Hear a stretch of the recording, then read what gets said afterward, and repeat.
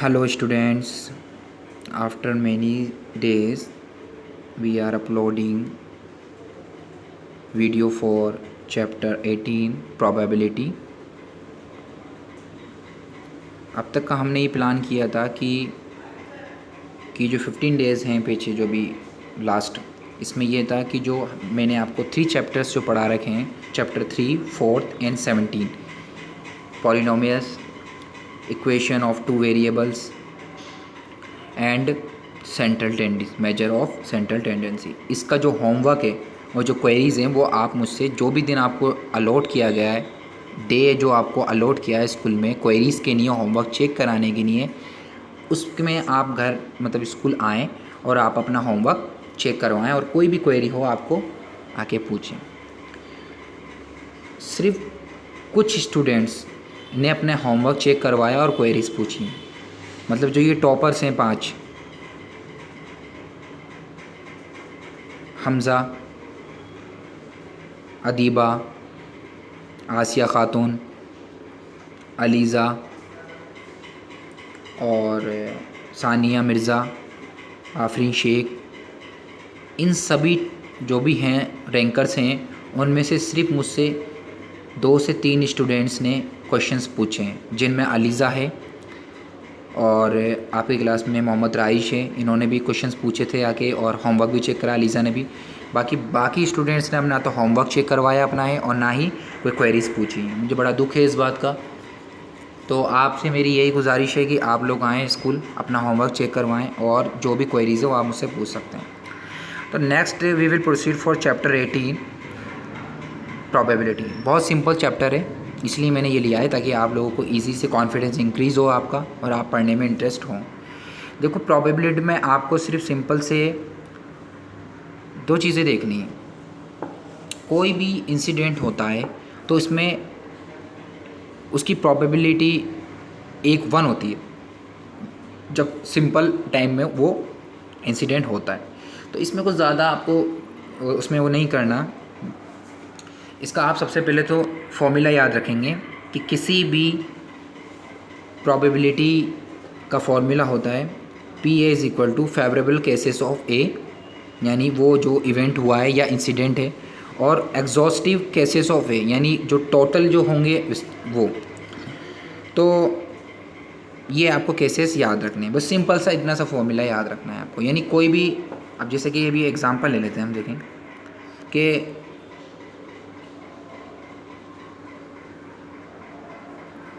इसमें हम सबसे पहले देखते हैं कि केसेस, टोटल केसेस बनते हैं, और जो टोटल केसेस बनते हैं उसमें जिस भी फेवरेबल केसेस की या जो जिस भी चीज़ के लिए हमसे प्रोबेबिलिटी फाइंड करने को बोल रहा है एग्जामिनर, उसमें हम उसके फेवरेबल केसेस फाइंड करेंगे और टोटल केस फाइंड करेंगे, जिससे क्या है हम फॉर्मूले में पुट करके और हमारी प्रोबेबिलिटी फाइंड कर सकते हैं। जैसे कि हमें we will go through the example first. देखो, इसमें थोड़ा अपडेट है, इस क्वेश्चन को कर लेना। Find the probability of getting even number in throwing and dice. कौन से नंबर? इवन, ठीक है। तो इसमें अपडेट है, कर लेना। तो देखो, सबसे पहले हम किसी भी डाइस को थ्रो करते हैं तो उसमें 6 टोटल प्रोबेबिलिटियाँ आने की, 6 केसेस बन सकते हैं। या तो 1 आएगा, या 2, या 3, 4, 5 और 6। यही उसके अंदर डाइस के अंदर नंबर्स होते हैं। तो in a throw of a dice 6 types of numbers can occur. तो जो भी टोटल जो केसेस बन सकते हैं, जो अकर हो सकते हैं, वो कितने हैं? Total 6। Hence the number of exhaustive जो इवेंट है यानी फेवरेबल, वो 2, 4, 6। क्यों? Because the question was saying find the probability getting even number. किस टाइप की नंबर हमें फाइंड करने थे? Even number. तो इवन नंबर हमें जो फाइंड करने थे, दैट्स वाई हमने कौन कौन से ले लेंगे कि जो 1 to 6 जो हैं उनमें इवन कौन कौन से हैं? 2, 4, 6। उन तीनों को हम क्या कर लेंगे? सेलेक्ट कर लेंगे। Will occur for required event और व्हाट इज इन नंबर, और टोटल नंबर कितने हो जाएंगे? वो 3, 2, 1, 2, 4, 6। टोटल कितना होगा? 3, और total cases 6। So now the required probability will be favourable cases upon exhaustive cases. तो 3 तो फेवरेबल है और बाई 6 यानी टोटल तो 1/2 डिवाइड करके आ गया। अच्छा, इसी से अलग मतलब इसका अपोजिट, अगर ये ओड की पूछता तो ओड के लिए भी देखो 1 और 3 और 5 ये तीनों ओड हो जाते। तो नंबर्स के टोटल नंबर्स कितने होते? 3। तो वहाँ भी 3/6 = 1/2 हो जाता। Next topic. अच्छा, मैं इन इसके जो एक्सरसाइज के क्वेश्चन है वो मैं आपको हैंड करके वीडियो अपलोड करूँगा, ठीक है। उसके मतलब उसको सॉल्व करके हुए आपको वीडियो अपलोड करूँगा नेक्स्ट वीडियो के अंदर।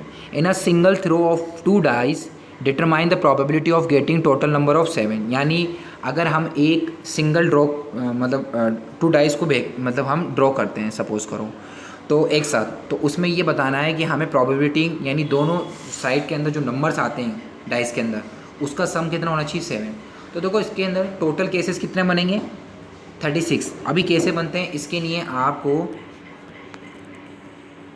इसका एक क्वेश्चन है 11 एग्जाम्पल। इसमें देखो जब 2 डाइस को हम थ्रो करते हैं तो ये टोटली कैसेस बनते हैं 1 1 1 2 1 3 1 4 1 5 1 6 2 1 2 2 2 3 2 4 2 5। इस तरह से टोटल 36 केसेस बनते हैं। तो ऐसे नंबर लेने जिनका सम कितना होना चाहिए 7। तो कितने हो गए 1 6 2 5 3 4। टोटल केसेस फेवरेबल 6 हो जाएंगे तो 6/36 1/6। तो यानी ये एग्जाम्पल नंबर 2 और 11 बिल्कुल सेम है, लेकिन आप इस 2 की जगह 11 वाले को ही कर लीजिए क्योंकि ये कंप्लीट नहीं दे रखा, उसमें पूरा सॉल्यूशन दे रखा है।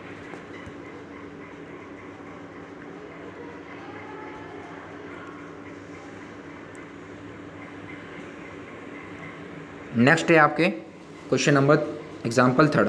Find the probability that a leap year selected a random will contain 53 Mondays. यानी इसमें ये कहा गया है कि हमें प्रोबेबिलिटी फाइंड करनी है जिसके अंदर 53 मंडेज हों और ईयर कौन सा है लीप ईयर। तो we know that a leap year has 366 days यानी 366 डेज होते हैं एक लीप ईयर में। और so it contain 52 complete weeks of each days, यानी सभी डे के 52 वीक्स तो होते ही हैं। बचे जो 2 दिन हैं यानी 364 के अंदर सब 7 से डिवाइड करेंगे आप तो 366 को 7 से डिवाइड करेंगे आप तो 364 में कंप्लीट चला जाएगा और 2 रिमाइंडर रह जाएगा। तो इट मीन्स कि जो 2 नंबर्स बचे हैं उनमें से मतलब जो 7 डेज होते हैं उनमें से कोई से भी 7 हो सकते हैं। तो यानी 2 डेज ऐसा है 7 में से जिसमें से क्या आ सकता है पॉसिबिलिटीज़ हैं। तो पहला क्वेश्चन है कि संडे और मंडे आने की प्रोबेबिलिटी, मंडे एंड ट्यूसडे आने की प्रोबेबिलिटी और ट्यूसडे एंड वेडनेसडे आने की प्रोबेबिलिटी। तो इसमें टोटल जो केसेस बनेंगे वो 7 ही होंगे क्योंकि 7 डेज होते हैं और फेवरेबल कितने हो गए 2 हो गए सभी के लिए। तो इस तरह से जो रिक्वायर्ड जो प्रोबेबिलिटी हो जाएगी वो 2/7 हो जाएगी। ये क्वेश्चन थोड़ा अच्छे से कर लेना है, बहुत इंपॉर्टेंट क्वेश्चन है।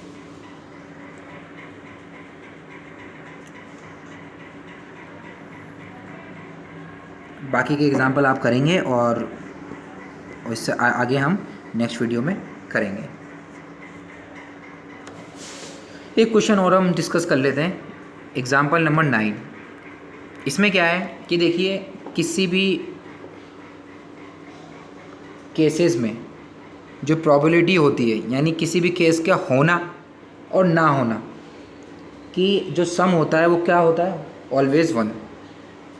इट इज़ ऑलवेज़ 1 होता है। यानी कोई भी प्रोबेबिलिटी हो रही है वो प्लस उसका ना होना का दोनों का सम हमेशा कितना होता है 1 होता है। तो यहाँ देखो आप 2 players Ram and Shyam plays a chess match. It is given that probability of winning the match by Ram is 4/5. What will be the probability of winning the match by Shyam? तो let R and S are the event of winning the match by Ram and Shyam respectively. यानी ये बोल रहा है कि जो probability of winning Ram की है ना वो 4/5 है। तो यानी राम के हारने की probability कितनी हो जाएगी और मतलब जो राम के हारने की probability है वो श्याम के जीतने की probability है। तो यानी अगर हम इसको आगे करते हैं तो probability of winning of Ram the probability of winning of Shyam will minus 1 में से माइनस कर देंगे। तो प्रोबेबिलिटी ऑफ विनिंग राम कितनी है 4/5। तो इसकी जो हारने की प्रोबेबिलिटी होगी यानी 1 में से माइनस 4/5 इज इक्वल टू 1/5 वो किसके इक्वल हो जाएगी probability of winning Ram Shyam. तो आगे देखो probability of winning Shyam is equal to 1 - PR यानी प्रोबेबिलिटी ऑफ विनिंग राम।